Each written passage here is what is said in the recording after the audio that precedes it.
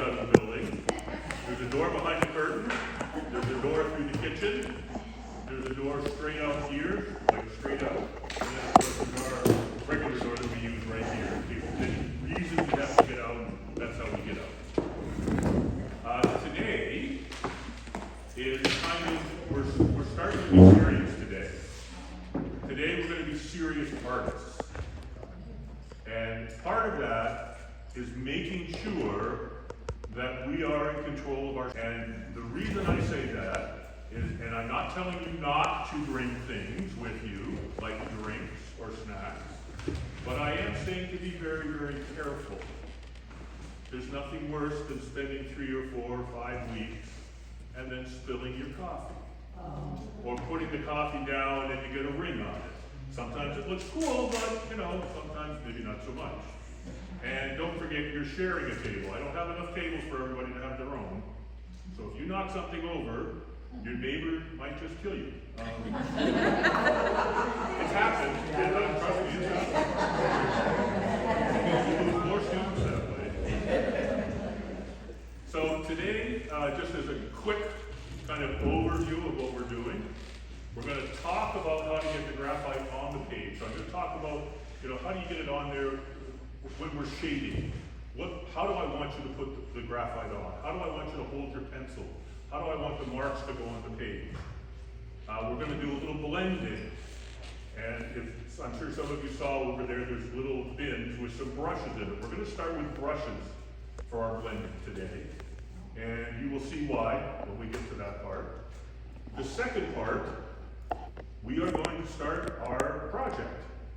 Now, because this is our very beginners class, we're all doing the same project. Unless, of course, you're some of my other students, in which case, don't listen to this part. So the second part of the day, we're going around the ball. Around. So when you're putting them down, if we have the ball like that, we're putting our mind so that they go around. Around. As though that's what it is that's on the page. If it's a tree, we might want to go from top to bottom, because that's how a tree grows. We want to think about what it is that we're drawing, and we want to move our pencil that way. So I came up with this little acronym, and unfortunately, it looks like I'm talking about Australia. I'm not really. So the A stands for analyze.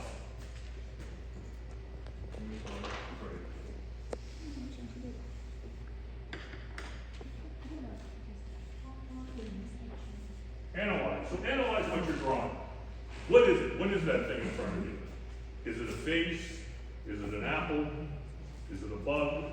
And how would the color, the value, be on that thing? If it's hair, for example, my hair is very short. My hair would be just little short strokes like this across, but they would go over. If it was longer, I might put longer lines to follow the hair down. Okay? Analyze what you have. All right? The second letter, U, is to understand what it is. If it's hair, it's different than a tree. If it's an apple, it's different than a stone. Analyze what it is. Think about what it feels like, what it looks like. All right? This is like way out there right now, but I want you I'm going to be saying this over and over again, so don't worry if you don't get it right now. I want you to understand.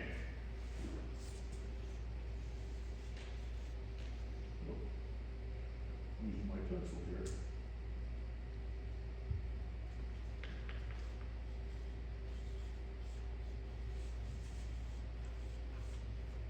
So you understand what it is, you think about it, you've analyzed it, oh, it has this quality, it has that quality, and then of course the last part is to draw.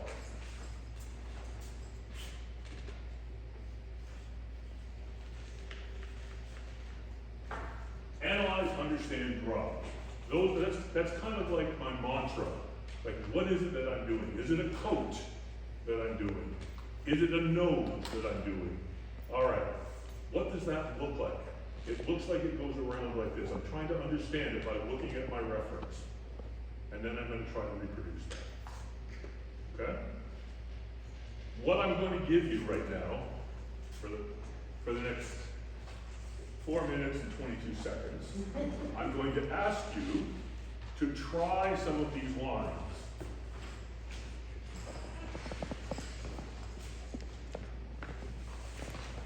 So on this page, I call it my stroke exercises. There are a whole bunch of, go this way, go that way kind of lines on here. What I want you to do, so for example, the first one, here's the square, and the line that it shows goes like that. Okay? What I want you to try to do is I want you to copy that line, first the one that's there, then I want you to put your second line right next to the first. So that it goes like this. Whoop. And really, I want you to try to get it down so there's no white space in between. Now I'm putting it down a little bit like that so you can see what I'm doing. But I want you to try your best to get it as close as you can. All right, then when you've done one side, do the other side. Pick one or two of the other ones in here. This is really going to be our warm-up exercise as we go through, so you don't have to do them all right now. Do 2 or 3. And practice the airplane stroke, and then getting right next to each other. So you're going to analyze what it is. Is it a straight line? Is it a curved line? Is it a circular line? Understand how am I going to get that on the page? Okay, I'm going to move my arm like this. Or maybe if it's one that's got an arrow going the other way, you're going to try going like this and see what happens. And then, of course, you're going to draw. Okay? All right, let's going to move on here. I just ignore those for right now. Yeah. Okay. Yell at me. I find that if I'm holding the pencil like this, Yes. what I'm getting is a thick line of the sharp piece. So it's Yeah. coming down thick, not thin. So if I Okay. was doing that, would I do it with the line, the points, or the flat piece? So what you want to do is turn your hand a little bit. Whole square in there. No wonder I fall. Okay. And we're working with our HD pencil. And should you be doing it on the side so you're going to get lead from the whole thing? Sorry. Or do it on the side? We're going to be the one that helps us with our shading and our reflected shadows and making sure that we get value on all the white spots. As you're doing this, I want you to think in your head, first of all, that the world does not have lines around it. So what we're doing when we put our image on our page is we're putting a line around it. When we are finished, there will be no line there. We don't want a line. And I call it putting value to create the edge. Putting down a shadow, a pencil mark, I just lost the word. But we want there not to be a line. We want it to gradually go from dark to light. What happens in portraits, if you're looking at somebody, and this is why we think there are lines, you're looking at somebody and the light goes around their head. And when it gets to here, the light goes in straight lines. It can't go in a curved line. So when it gets to here, it stops. And it becomes dark back here. And we think, in our mind, because we like to reduce everything to the simplest thing, that that's a line. But what's happening is the light can't go around. So when we're doing a portrait, we're going to start dark and come in light and gradually blend that. Now, how are we going to do that? I'm glad you asked. Over there I have a selection selection of brushes. These are high quality, very expensive. Be very careful with them. No, they're not. I got them at the dollar store. These are my preferred brushes. In fact, this particular one I have in my hand is my favorite. It's got a little, like a knife cut in it, so I can get into like narrow spots. It also is wide enough that I can go around. But there are other ones there that I use too. There are the watercolor ones that are fatter, and they make a nice soft edge. So what we're going to do, as soon as I find my brush again, we're going to go to these squares that we just filled in. You're going to go and get a brush, and we're going to brush over top of what we did and see what happens. Now I think you can see, except for the people behind me that I'm standing in front of, that it smooths it out. And if I want to, I can pull the graphite. In this case it's charcoal, so it's not working exactly the same. But I can make this a darker edge and then make this become lighter and lighter as I go further and further in. Okay? So go grab yourself a brush. They're in the bins over there. This is also your opportunity to get up, go on, and go the same way the curved lines go. Remember the lines of intention. The one had an X on it. Brush a few times. I want you to go back into your drawing kit, and I want you to choose a pencil that's 2B or 4B. You can use either one. And I want you to put lines on the same squares that you've been working on, the same direction that they have shown you in the little dotted line, but only half of the page, half of the square. So half of the square you're going to fill in again, but this time with a 2B or a 4B. Was that pencil, not the graphite? Yes, The graphite pencil. the graphite pencil, yeah. Whichever, yeah.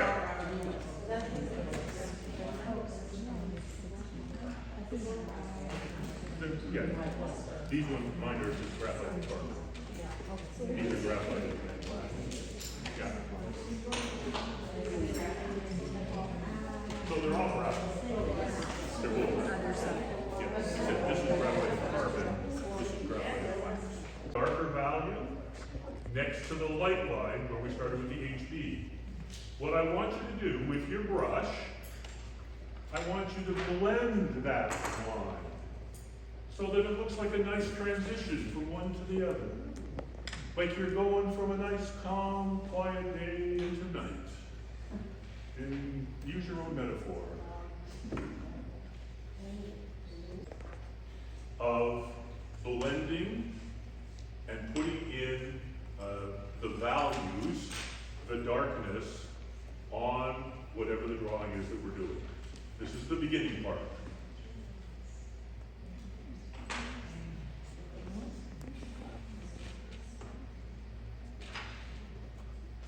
I'm going to give you about another minute. I'm really not trying to rush you, but we do have a couple of things I want to do, and I think we might need more time to do our transfer today. So I have one more thing that I want to talk about. We're going to take a short break, and then we're going to transfer our stuff. Okay, so what do you want us to do with the brush? So the brush, from the lighter value, from the HB, to the darker value, the 2B or the 4B. And we want to try to make a gradual move from light to dark. And we're going to use the brush to do that. Now you may not have enough graphite on the page right now, and you may be looking at me like I got 3 heads. What are you talking about? Put some more graphite down. Be gentle though. Don't scrub in there. Remember what I said the first day. If we push too hard, it's going to get shiny. Once it gets shiny, we can't add any more graphite to the top of it. Graphite is remember I told you about the cannonball? It's a lubricant. Once it gets shiny, it's now become like oil on the page, and you can't put anything else on top of it. So try to be gentle. I know there's a whole bunch of rules to remember, I get it. But you'll get it.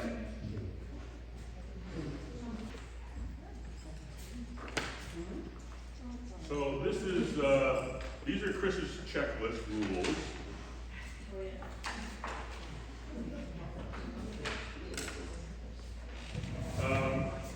And these are some of the things that you need to do, you should do, let me rephrase that, I would like you to do before you start drawing. These will help to make your drawings better. The first thing, the very first thing, and I know Donna knows this because we've talked about this and she tells me every time she comes in, the first thing is you have to wash your hands. You cannot do a nice drawing even if you just have the regular oils that you have on your hand. Never mind the salt and vinegar from the chips you had, or the cheesy stuff, or any of that. Just with the oil that's on your hand, if you touch the page, and then you put graphite over top of it, think about CSI. You will have a fingerprint on your page. Now, if you want a fingerprint, that's okay. But most of us don't want the fingerprint right in the middle. We do need to have a piece of paper under your hand when you're drawing. Why? Well, the same thing. There's oils on your hand, you're moving your hand over top of your drawing, you're smudging it. You don't want to do that. Now, I have said in the past, and this is for my more advanced students, they may use a paper towel. Because they know, they draw for a bit, they stop, lift their hand, move their paper towel, put their hand down and start again. My new students forget that. They forget that you gotta stop and move it, and they just kind of drag it along with their hand. Well, what are we doing with the paper towel? We're blending. And we're blending everything underneath it. So I'm going to ask you to use a piece of paper. Paper will blend a little tiny bit, but not like a paper towel. So I'm going to actually give you a piece of paper, and I'm going to ask you to write on it, put hand here. Okay, just so you don't forget. You need to be in a comfortable position.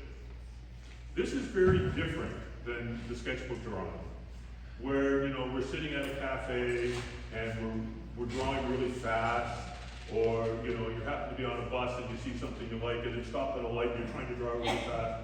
No. For this kind of drawing, we need to sit comfortably, preferably being able to put both feet flat on the ground so your hips and legs don't get sore and tired. Try not to lean too far in or too far back.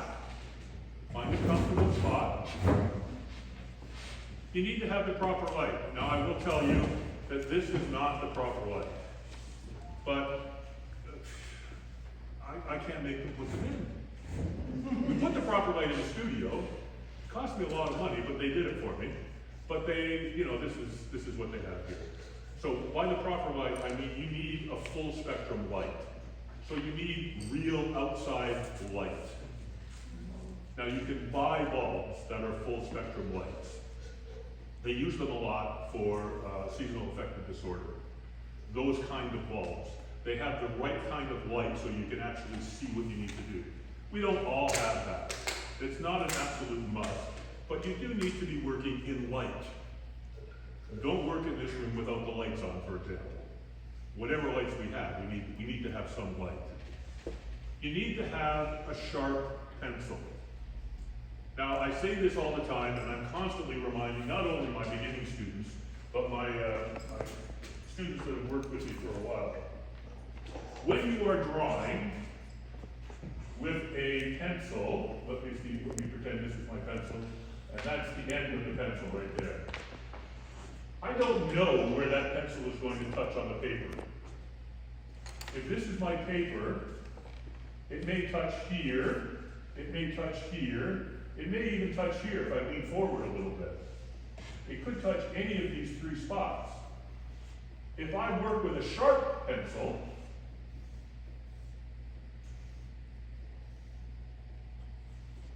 I know exactly where that pencil is going to touch. I know if I'm going to put a detail in, I know exactly where that detail is going to go. So always work with a sharp pencil if you can. If you then want to put it on its side, you're then able to use all of this extra spot in here to get your graphite down nice and easily and smoothly. If there's wood in the way, it doesn't go down as smoothly. So please, sharpen your pencils. Now,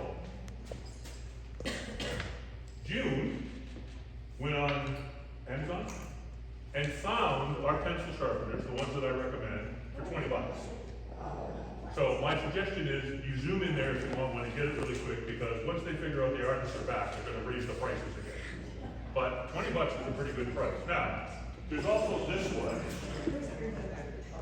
and I'll leave this over here so you can look at it. This is a handheld one, but it will do the long point sharpening. And when you look at it, look on the ends. There's no stopper on the end, like there are on regular pencil sharpeners. So the sharp point will go through, so you get a nice sharp point. So these are about $4, I think. But they work quite well. And as you can see, this is mine, and it's pretty dirty. I use it quite a bit when I don't have the other sharpeners with me. So I'll put that over there for you. So where do you buy this one? What was Where do you that? get it? Amazon. Amazon. Not the dollar store, Amazon. The ones that aren't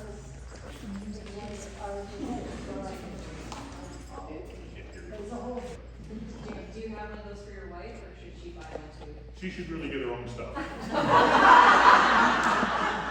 You're a handsome person. Stealing my stuff. Warm up. So what we just did with the lines, that can be considered a warm up. I will show you some other warm ups that I do.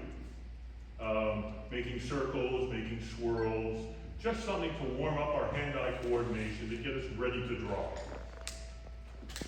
We're going to transfer our drawing onto our drawing page with a relatively light touch.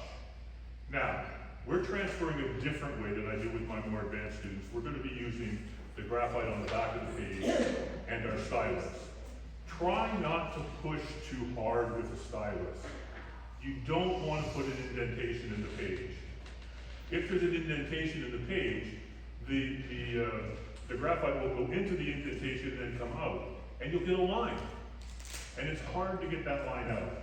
In a lot of cases, we can't get it out, and we just kind of have to bring our values darker right at that spot in order to make it work. So try to use a light touch. I'm going to go over how we're going to put that on there as soon as we get started. We need a piece of paper underneath what we're working on, so that's why I got you all to get a piece of newsprint today. We're also going to use this newsprint to protect our drawing when we take it home. So we're going to fold it, and I'll show you how to do that, and it's going to fit right inside your handy-dandy portfolio over there, so everything stays nice and flat and clean for you to keep working on. Let's see here. Oh yes, once we get the image transferred onto our page, you're going to get your kneaded eraser. Remember that really valuable tool I gave you last time? And you're going to tap out the lines so that they're barely visible. Remember, we don't want a line defining the side of somebody's head or defining their fingers. We want to go from a dark value to a lighter value to make that look like it's real life. So we're gonna, and don't tap it out so much that you can't see it, but tap it out enough that it's nice and light that we can get darker over top of it. And then the last part really comes back to what I talked about here, is to really look at the reference and take your time with the reference and transferring the information that you have onto the drawing. There is no rush. There is no 50-minute period and you gotta hand something in at the end. This is a process. The drawing is finished when you say it's finished, not when I say it's finished, not when we say the time limit is up. The drawing is finished when you say it's finished. And that could be 6 weeks, it could be 2 weeks, it could be 2 months. However long it takes you to do it. And honestly, I can remember in high school spending a whole term doing one thing. And that wasn't very good because Mrs. Sharkey didn't like that. But I still got a really nice drawing. I got one nice drawing out of it. And I didn't get a very good mark. But I got a really good drawing. Okay. The next part I'm going to go over once we get to that point. So I talk about starting with your lightest pencil and the airplane stroke and using the light hand. We'll talk about all of that once we get everything transferred onto our page. So I'm going to get you to take a break for about 5 or 6 minutes. When you come back, I'm going to get you to get a piece of paper over there, over by where the portfolios are. There's a folder with paper. That's our special paper. Be very careful. This has now become gold. We don't want to damage the paper. Be nice to it. I'm the guy that has, like, gets the magazine quarterly that's called Artist Drawing Papers, and it's like this thick. I'm just like a geek about paper, but seriously, be good to your paper. Okay, go take a break. This is the picture we're going to be doing tonight.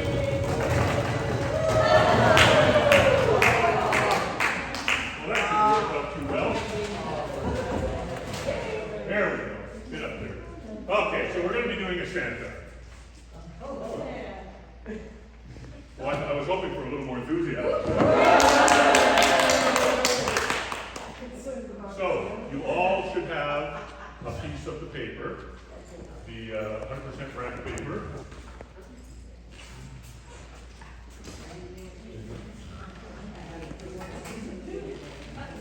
We are going to transfer the image the same way we did the last time. You're going to take either your 6B or your SB pencil, the graphite and carbon pencil, so the ones that I gave you. You're going to put that on the back. Did you say 6B? So you're going to put that all over the back. When you have that completely covered, fairly dark, you're going to turn it over. And you're going to put it on this page fairly central. Now, I'm not a huge fan of putting things on in the center, but for this particular project, we're going to put it on fairly centrally. Okay? You're going to stick it on there with the green painter's tape. There's an extra step. You're going to take the green painter's tape and stick it on your shirt and then take it off. And then you're going to use it to hold this on. We do that so it's not too sticky, so it won't damage the tooth of the paper. Okay? Only put tape on the top edge or on the side edge or on the bottom edge. I prefer to do it on the top edge. And don't put it over the corner.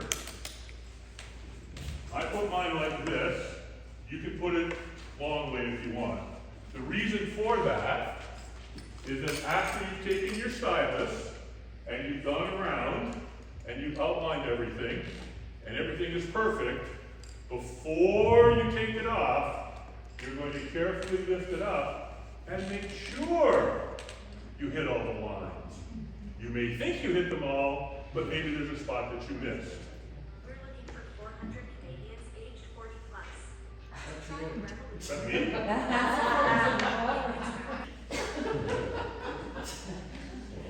Now I've lost my train of thought. Yeah, so you want to make sure that you can lift this up so you can look underneath. Now, it's important that you look for all of the details that you can.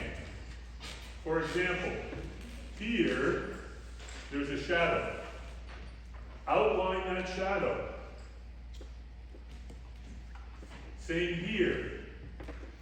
There's a line that comes down here. We want to see that line.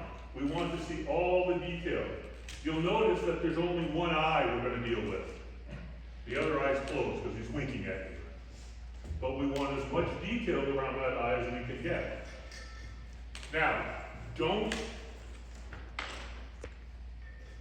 we're gonna do this today, but don't go into the beard until after you've done the rest of it, and we have a little talk about what we're gonna do with the beard. Okay, because I want you to do something special with the beard. But please go in and outline it. Outline everything that you can, as much detail as you can. Don't take the page off. Leave it on there about 2:30. I'm going to tell you what I want you to do with this beard, but I don't want to overwhelm you with so much stuff that you're not like what do I do now? Kind of thing. So first step, graphite on the back. Tape it on here in the spot that you want it. Remember, don't take it off. You will never get it back in the same spot. So just put it like that. Make sure you take your stylus and go all the way around, check, and then wait for the second step. Okay? You want to hand these out for me? There is a textured side and a smooth side of this paper. Now, the only way to know is you will have to feel it. You will feel that one side feels smoother than the other.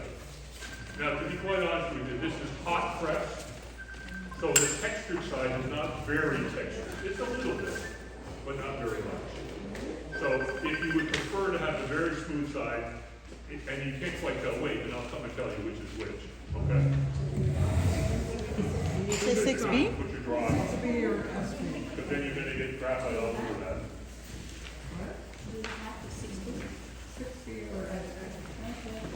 So the mat is gonna fit this paper exactly.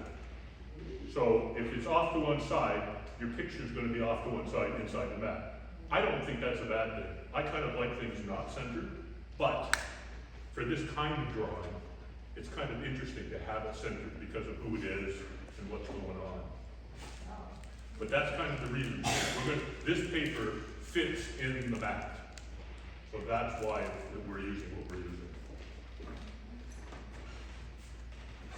A really good image that you can work with. So take your time. Remember, I do have one more thing for us to do, but if you're kind of finished, I want you to look at the reference. I want you to really think about the texture of that coat. What does that coat look like? It would feel like. And then the texture of the fur that's around it. Once you get that kind of image in your head, believe it or not, it's easier to draw. Because you're thinking whatever the texture it is that you think that is. You're thinking about it, and it kind of comes out your fingers.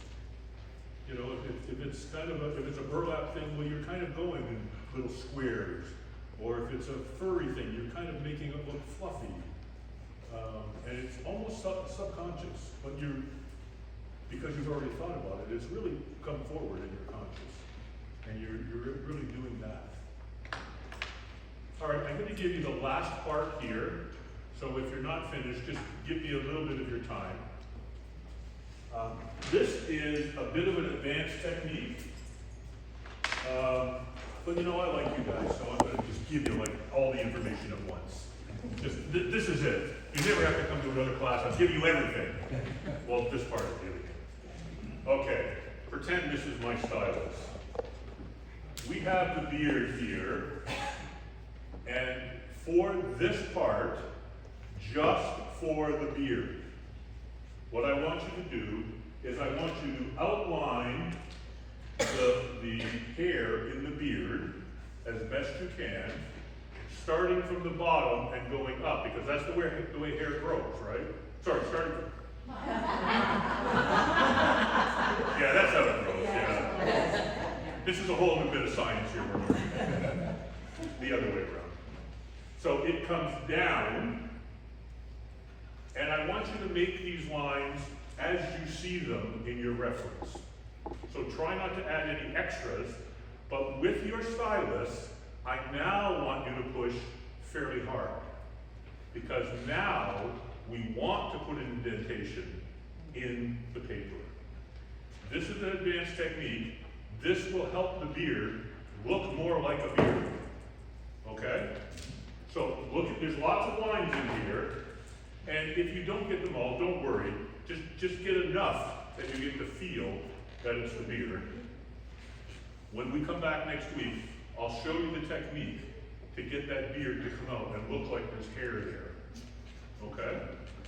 But I want you fairly hard, so that's the key now. Before we were, medium, light to medium, now it's fairly hard. And include the mustache. I would say to include the rest of the fur, but that's a whole different thing, so we'll leave that, and that'll be in the intermediate class.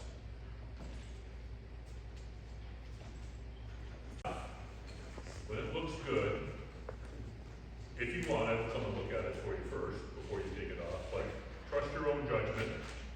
If you've got as far as you think you can, you've got all the things on there that you like, all the lights, the darks, and the individual hairs, I want you to take that off. I want you to crumple it up in a nice little ball, and I want you to put it in this garbage can. And then I want you to go over there and get another reference. And that will be the one that you're going to use for the rest of this drawing. All the references are exactly the same size. We just don't want to have this graphite all over the place and making it messy for us.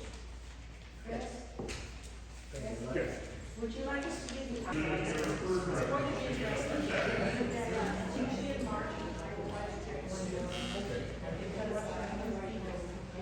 The next step, as we go back to our drawing checklist, the next step is the second to the last one before you start. And it says, tap out the outlines with your kneaded eraser until they are barely visible. You can take that off, get rid of it, and grab another reference.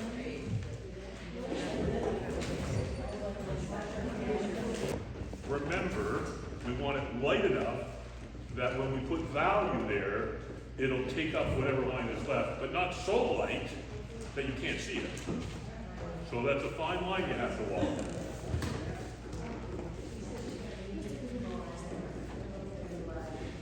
And you have extra value on the page because we covered the whole back with graphite.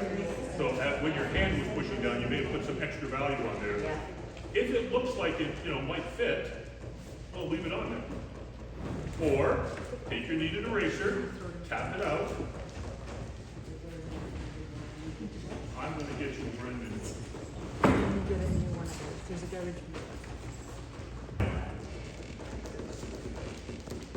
I do not like white in my drawing. White will flatten out your picture just as too much black will flatten out your picture. So what I want you to do, if you can, now this is not an absolute, you have to do homework. I want you to tap out your drawing, and then I want you to take your 4H pencil, and it says right here which pencil to start with. I want you to start with your 4H pencil. Keeping in mind the lines of intention, I want you to start adding some value, so adding some graphite to your picture. When you come to like the fur, think about fur. What does fur look like? What does fur feel like? See if you can translate that with your 4H pencil. When you have everything covered with 4H, then we start moving up. So 4H, 2H, HB. You don't have to do all of that. I'm saying do the 4H. So we have some value on our picture when we come back next week. Okay? Does everybody kind of understand what I'm saying? You're talking about the whole back, yes, the whole. Not the whole thing, just stanza. Oh, okay. No, I thought you were talking about the background too. Not the background. So you are trying to go around the line. Yeah. All the drawing. Just adding value. Use a light hand. Don't worry about the whole thing about making a a constant change. We're not at that part yet. We're just doing the 4H and getting value on Santa. We're not even touching the background. 4H. Just the beard. And don't work on the beard until we come back. So you're talking 4H graphite. 4H regular graphite pen. Yeah, the one that's in your kit. Not my pencil, the one that's in your kit. I'm saying you're putting a little graphite on the page. You're putting some color. You're shading it in. All of those words work. We're just putting a little bit on the page. Okay? So when I say put some value on the page, that's what I mean. 2.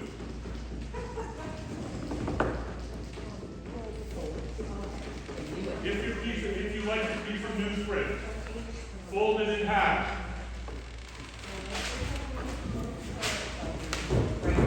Chris, 4H, not 4B. Correct, 4H. And graphite, okay. Fold it in half like this. Fold up your picture and fold that much at the bottom up. Okay? We're going to be putting this inside one of those white portfolios over there.